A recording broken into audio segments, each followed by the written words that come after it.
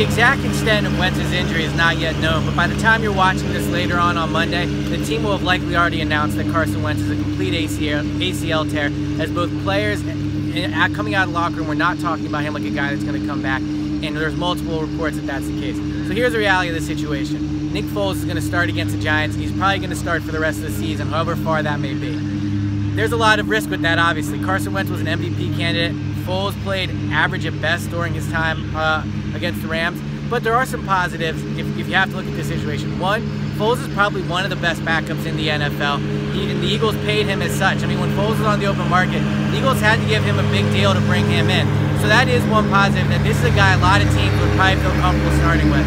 And two, Foles brings playoff experience. He's played in big games. He played against Dallas in 2013 when they beat Dallas on the road to clinch the division. He's played in playoff games. He left the field with the lead against the Saints. This is a quarterback this isn't Nate Sudfeld. This isn't a guy that hasn't played. Foles has started. The Rams themselves traded for this guy thinking that he might be the franchise. Foles isn't a franchise. This is not a guy that is going to lead this team to the Super Bowl more than likely.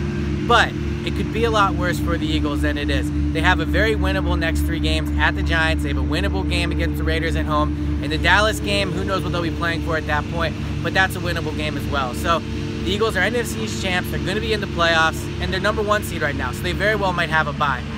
Foles has to win this team 1 game to get in the conference championship, and then who knows what happens. So yes, this is not good news for Wentz. This is bad news in the long term as well as this season. But Eagles fans that are worried waking up Monday that feel this season is over, it's not over quite yet. Foles has just enough positives that maybe this Eagles team could still make some noise in the playoffs.